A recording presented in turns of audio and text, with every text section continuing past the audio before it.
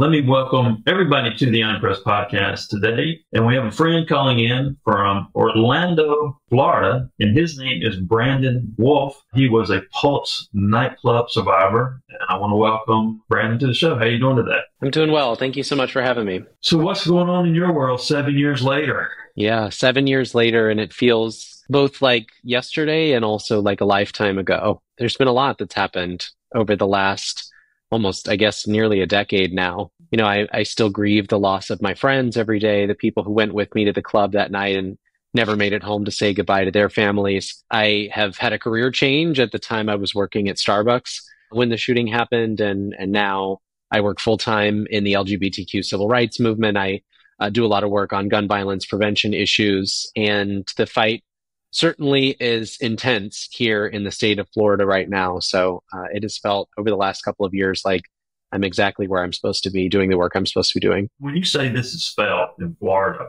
what do you mean by that when you're an advocate for what you do? Well, I think if you ask people in the LGBTQ community, if you ask people who are gun violence prevention advocates what it feels like to be on the ground in Florida right now, I think they tell you it's very difficult. It is difficult because we have a political climate that, quite frankly, demonizes LGBTQ people, it demonizes marginalized communities in service to political ambitions. And as a result, it can be very difficult to do the work that we do every day, not only to amplify the voices of those who don't always have their voices heard, also to do the good work in the community of trying to move the state and the country forward, and at the same time performing services, mutual aid, so that we can get people access to what they need. We have tens of thousands of trans adults, for instance, who lost access to healthcare in the last couple of months. And a big part of our work has been trying to get them the resources they need so they can get the healthcare they've been using for, in some cases, decades. So the work is really difficult on a number of fronts. I think that's a result of the political climate that we're feeling here in the state of Florida. But as I mentioned, I'm really honored to be able to do that work every day. I'll say this about the insurance. I'm about to lose my insurance because the shit is expensive. Where did the lines get blurred? I mean, at the end of the day, we're all people. I think we all have the same sensibilities. Lifestyles are different, and when you're in a political environment that involves your group and in Florida, I mean, where do the lines get blurred? I mean, as far as the financial part that is kind of driven by the political process. Well, I think if I understand the question correctly, it's what role do we all play in sort of advancing things together and working together to make life easier for one another? That's the whole purpose, by the way, of living in a society. If we wanted to try to go it alone, the human race probably wouldn't be here. We decided a very long time ago that forging a path together was probably going to be easier and more successful than forging a million or a billion individual paths all by ourselves. So part of the question about how to live in a society is, how do you live in a society effectively alongside other people, given that they don't have the same lived experience as you, they don't have the same needs as you, they don't see the world the same way as you. And I just firmly believe that that's what makes us stronger. That's what makes our species stronger, is our diversity of lived experience, is our diversity of perspectives and talents. And so the question in terms of how do we address the very real issues that are happening, not just inside the LGBTQ community, but for a lot of people. You just mentioned your own health insurance going up and that, being a struggle. I think we start from a foundation of freedom, that we ask ourselves, does freedom actually mean something to us? Is it a value that we believe is worth defending? Is it something we think is unconditional? Do we offer it to all people in this country? And what does offering access to that freedom actually look like? And so for me, I think every day that I go to work, that I get to do the things that I'm doing, is grounded in this belief that people should be free to be who they are, to dress how they want to dress, to love who they want to love, to live how they want to live, and be given access to the American dream, an opportunity to thrive in this country. What you want to wear? I mean, is there dictation about what you wear in Florida? There's no law that says you can't wear what you want to wear, but there are certainly spaces where we see gender expression being policed. For instance, you think about the bathroom ban that was just recently passed, a bill, by the way, that in 2016, a very similar bill tanked the North Carolina economy almost overnight. Florida passes its own version of this ban on transgender people using the bathroom.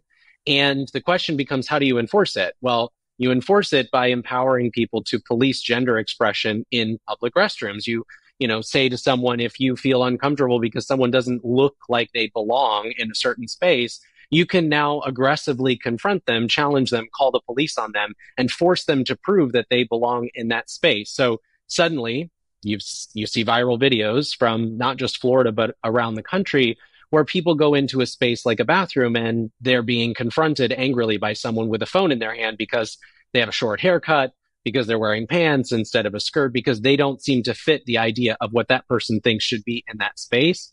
So while no, there is no specific law that dictates what people should be wearing at any given time, there is a culture of policing expression that happens when you pass laws that are vague, that are difficult to enforce, and essentially have a component in them that empowers people to call each other out. But I interviewed this guy, Charles Bush. Charles Bush is, I don't know, he had the longest running comedy on Broadway. He had a lot of plays off Broadway. I mean, he trained pretty much all the drag queens from RuPaul to any of the big celebrities were in Charles's class. And one thing that I thought, and we dug into we haven't released the episode yet, but we dug into his life.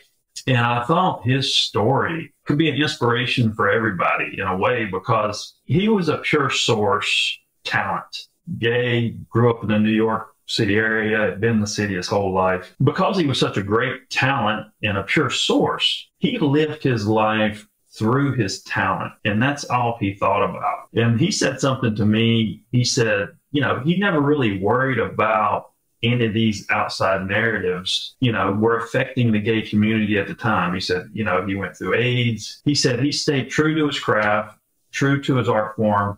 And he said, he would be in go into a dressing room and he would look up and he said, there's Carol Burnett. What do you think about that? Is where, in this day and time, I think created so many micro narratives. How can we cut down on the micro narratives to help people come closer together and look at a Charles Bush story and try to understand that as a inspiration? Does that make sense? I think so. Yeah. I would say it is inspirational to hear about someone who's so incredibly talented that they're able to move in the world and people see them for their talent. And I think I would argue that I want everyone to experience that privilege, right? Some people during the HIV and AIDS crisis lost their lives because we had a government that refused to see that the crisis was real. They refused to acknowledge that it was ravaging the LGBTQ community. And so those people did not have the privilege of being able to ignore the very real systemic structural sort of barriers to success that existed, right? The people who wanted to get married and experience love in that way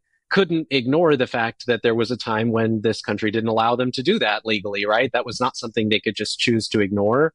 In some ways, I think, we move as human beings every day. I don't walk into the street and first introduce myself as a gay man. I introduce myself as Brandon and all of the things that come with that, right? All the things I'm proud of. I certainly do work that allows me to interact around the things I think I'm very talented at. And there are very real ways that people interact with the world around them, and specifically with infrastructure, with government structures, with society, based on who they are and the way that the world may perceive them.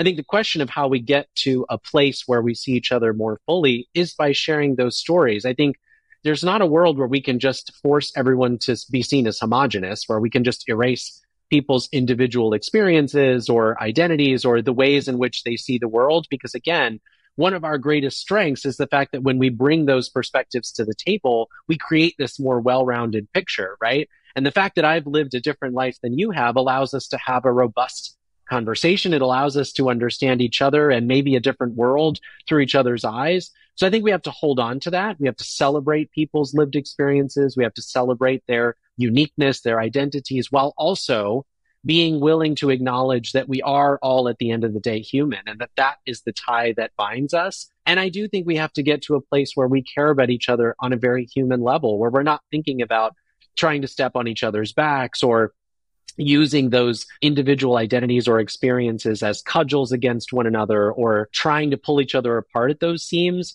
but understanding that those seams are the places that stitch us together, and being really invested in our collective success, knowing that I do better when you do better, that we all do better when every one of us individually does better. And so I think if we can get to that place, while not forcing us to be a homogenous society that doesn't see difference or individuality, I think that's the sweet spot. And I looked at this another way too, because I was thinking about it too. It's like, if Charles is such a pure source talent, great writer, he would toy with the TV networks, right? He could go in, write a show, sell the show, but he knew that when his writing got to the executives, he knew that his show would be diluted, because you got 20 people in a room, they're going to, kind of put their opinion to it and dilute that narrative down. But they would buy the show, go into development, give him the money for the development, but he knew it would never be greenlit because of the dilution. You think about God and so forth, and giving a guy such a pure source talent. If everybody looked at everybody as a talent and just looked at their abilities from a pure source, and God gave this guy this type of talent, really the narrative around the talent doesn't really matter. And that's kind of reverse engineering this whole mindset, because that's what created his success. If you have great talent and you can create success through that talent, it doesn't matter if you're gay, you're white, you're black, whatever it is, I don't think it really matters. I think if there's a way we could maybe reteach our kids that kind of ideology, maybe that dissolves some of these cutting narratives that try to put people in a corner or put them in a box or so forth. I mean, what would you think about that perspective? Because that's something I've never heard before. I think we're sort of talking about the same thing in that, we do have to teach young people that the value they bring to the world, that the value their peers bring to the world is, the things that they can do to make the world more beautiful, whether that is create art or, someone's really great at math or, the things that they're passionate about, their strengths, their talents. I think we have to teach young people to celebrate those things in one another. I do think we have to be careful because, again, we're not robots. So it's not as if the only thing we offer to the world is what we can produce for the world. It's not enough to say that, oh, if you're a really talented writer, then the world can ever only see you as a talented writer. They can't see the full breadth of your experience. And I do think that art is a really beautiful way for us to share some of those things, right? That someone like Charles may decide that he wants to make a piece of art that talks about his childhood story because that's part of who he is. That's part of what helped shape him into the man he became. And so maybe part of his art becomes sharing that story. And I long for a world where Charles choosing to share that story or an artist choosing to share that story of what it was like to be them in the world, what it was like to be a young person, doesn't disqualify them because of something they can't change about themselves. So I think we do have to celebrate each other. We have to celebrate the value we bring. We have to celebrate each other's talents. And I think there's a way to do that without reducing ourselves to simply chat GPT in a suit and that we're just the one talent that we have. And that's all the world can see us as. Yeah, and I'm not saying you have to see, everybody's got to see that, but I think if people can look at people like that and let that lead, then whatever comes with it, comes with it. And kind of switching gears a little bit, you said when this thing happened at the Pulse Nightclub, what was that like for you? Listen, there's no way to describe what that experience feels like. You never really prepare yourself to go to your neighborhood bar and have a drink with your friends, only to be hours later calling their parents, telling them that their children are never coming home. You never prepare for that moment when you go out to the club, the place you've been to so many times before, and your friends are hours later being zipped up into a body bag. You just don't prepare for that. And it turns the world on its head. And I think that becomes even more intense when the tragedy is so public and your healing becomes public, your grief becomes public, the community's restructuring becomes public as you all learn to navigate it together. The world is not only watching it happen, they're talking about it, right? And they're feeding it through all of these other lenses that make sense for them. I watched people feed it through political lenses that, they wanted to talk about how it would play in a presidential election cycle. I watched people put it through the lenses of their own experiences. So that all was very difficult, obviously, to go through. It's the hardest day of my life, maybe tied with my best friend's funeral. That day was also very, very difficult for me. And I've often said that in the wake of the tragedy, I don't feel like I'm necessarily the protagonist in my own story. I think my best friends have that honor and I'm the storyteller. I'm left behind to make sure that they matter, not just because of how they died, but because of how they lived, the beautiful things they offered to the world. My best friend was a master of clinical psychology, and he was so good at stitching people together. He brought communities together all the time. He was the best at creating a friend group that on its face might surprise people. And then once you got to know us, you realize just how much we all have in common. So I have always felt over the last 7+ years that it's been my duty to help bring that part of my best friend to life, to make sure that that's never forgotten. And so while the tragedy itself was incredibly difficult and challenging and hangs with me every single day, so too does the beautiful life and legacy of my best friend. When this happened, were you and your best? Were y'all close, or I mean, in the club, were y'all near each other? Or The club was not overly large, but just before the shooting started, we had parted ways. I was going to the bathroom, and he was finishing a dance with his partner, his boyfriend.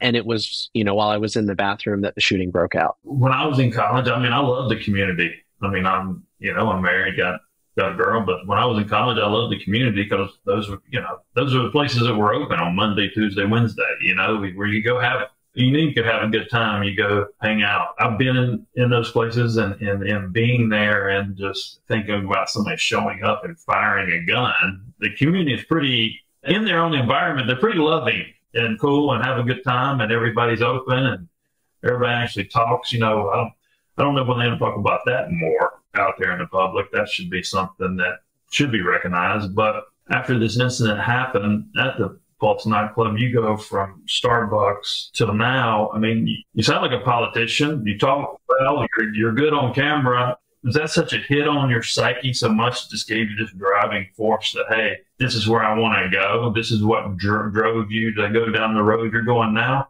Well, I'll tell you a quick story about what inspired me to take action. Because there were, honestly, the couple of days after Pulse, the week after Pulse, I didn't know if the next day was worth living for anymore. I mean, my best friends were everything to me. They were my chosen family. They were my brothers. And losing them in that way crushed me. I didn't really understand what heartbreak meant until we got the call that they weren't going to come home. And so I wondered a lot about what the future would look like. I wondered what it would be like to live without them. I, had these horrible nightmares about going off and getting married and having children and retiring and them not being there to experience any of those things. And then we got to 6 days after the shooting, and we had a funeral service for my best friend, Drew. And his mom asked me to be a pallbearer. And as I was pushing the casket down the aisle, I found myself holding on to it really tightly. And it's because I didn't want to let go of my best friend until I'd found the right words to say goodbye. So we got to the front of the church, and I looked down and I made Drew a very quiet promise. I promised him that I would never stop fighting for a world that he would be proud of, because he had given me so much. He'd taught me to be myself. He taught me to be proud of who I am. He taught me to tap into my talents, the things that I have to offer the world. He taught me confidence and self-love. And I knew that if he were still here, he would continue to do that work for everyone else, that he would continue to fight for a world that all of us can be so proud to be a part of. And it was really that promise to Drew that changed everything for me. Even though I continued to work at Starbucks for some time after that, I was constantly driven by this thing underneath it that you've got to keep fighting. You've got to keep working so that the next generation of young people can experience more love and compassion and kindness in the world. And so I started volunteering here and there. We launched the Drew Project, which is a youth organization, gives higher education scholarships in honor of my best friend. Was really excited about that work. Started volunteering with Equality Florida, which is the organization I work for now. And then come about 2019, that had just consumed me. I mean, I was doing every day that I was not working, every weekend, every after work activity was focused on this work that I was volunteering for. And so I got a call from the executive director of the organization.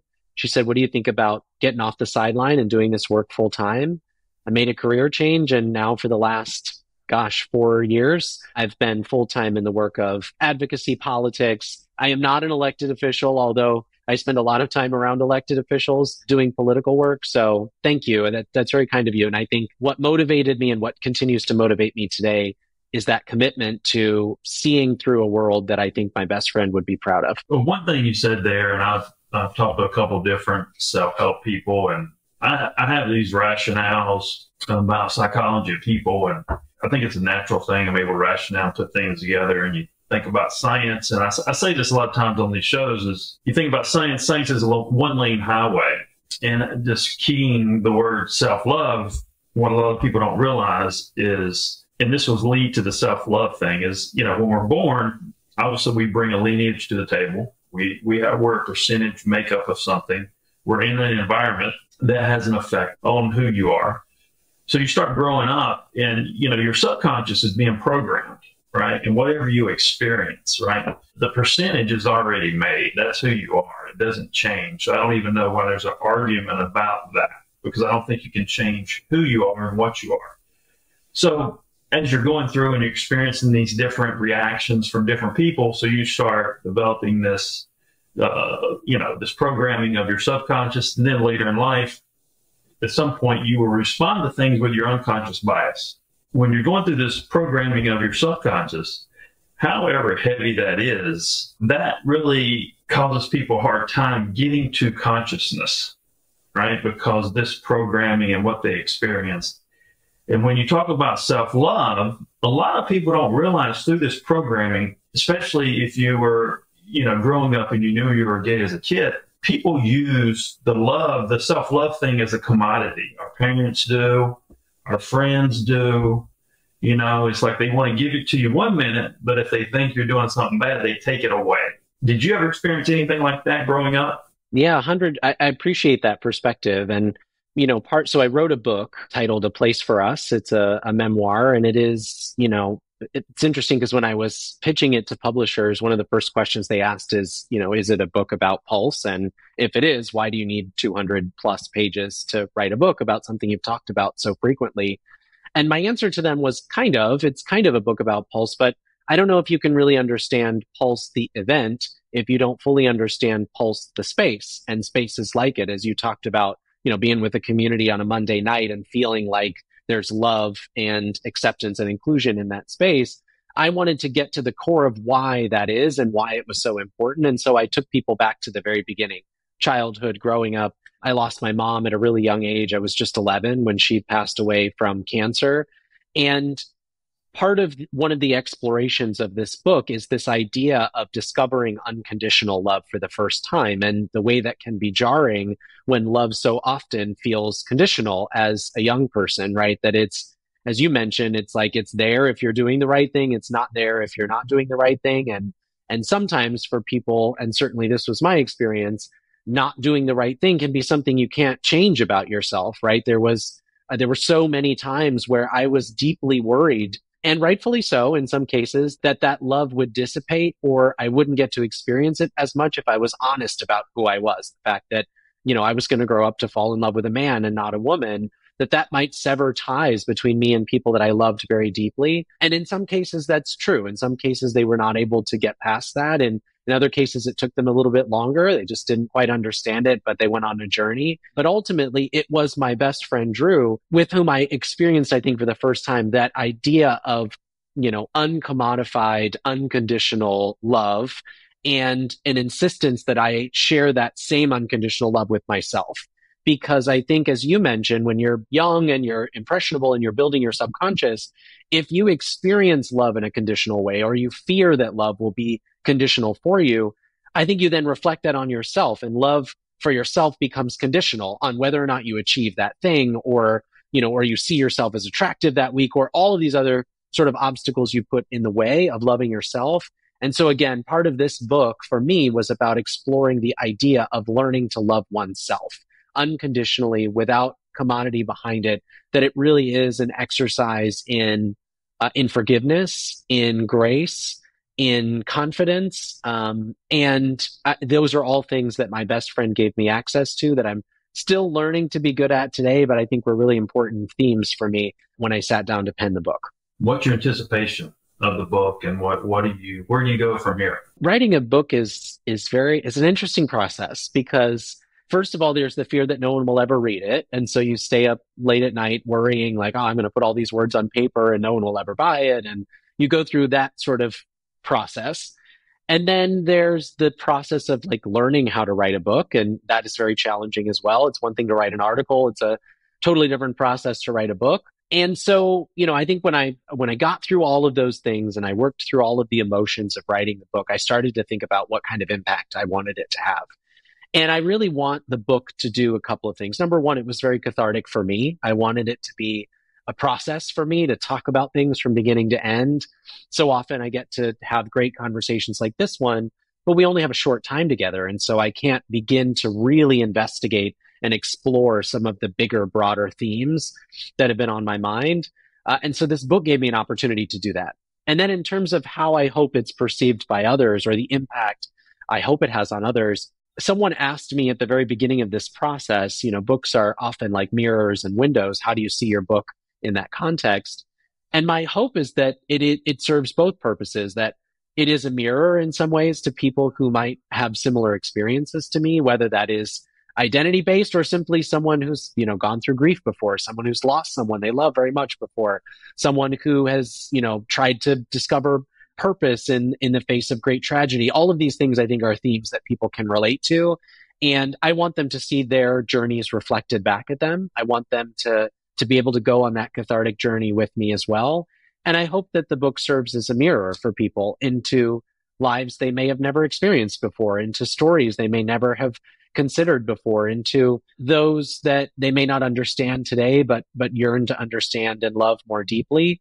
It's my hope that that's the impact the book has. I hope lots of people read it for sure, but at the very least, I hope those that do allow themselves to be vulnerable and honest in quiet reflection while they read it. And I hope it opens hearts and minds. And certainly I hope it opens up people to learn to love themselves more deeply. And have you had any type of issues with PTSD or anything like that after going through this? Yeah, my mental health has been also a journey. I'm really grateful to have a great therapist who is there for me. I highly recommend mental health resources, paramount to my healing. I certainly recommend people access them if they can. But yes, I've struggled with PTSD in particular. I'm very lucky not to have experienced some of, I think, the more extreme symptoms of PTSD. I can still, move and function in public spaces. I don't, I go out to the bar and have a drink with my friends. I'm still capable of doing that. And I feel very grateful and privileged to be able to do that. The way that for me it has manifested most intensely is that I still have trouble sleeping. I have nightmares that are difficult to shake. Again, my therapist has been helpful. We've, tried a few different things I think that have gotten me in a pretty good place. But insomnia has been one of those symptoms that has been really difficult for me to shake over the last 7 years. Well, hopefully that gets better. Maybe you should try some plant medicine. Yeah, I don't mind. I don't mind a little natural remedy once in a while. You know what I mean? I mean, sometimes they can wash away things. I mean, I've done it. I went through a depression and I did a journey. And after I did that, I tapped into something else. I don't know what I tapped into, but things got better from that point on. So I don't think sometimes people talk about that either. But if we want to find the book, where do we get the book at? Yeah, thank you. You can find the book anywhere you like to enjoy books. It's of course on Amazon. It's on bookshop.org if you want to order from a local bookstore, Barnes & Noble, Target, online. The book is titled A Place for Us, a memoir. It's by Brandon J. Wolfe. And my only request is if you get a copy, I want to hear what you think. I think it's been a very precise conversation and informational conversation. So hopefully everybody can learn something from this. And I appreciate you coming on the show. This has been Brandon Wolfe, one of the Pulse Nightclub survivors, and I'm John Edmonds Cosma, the CEO of Bain Productions.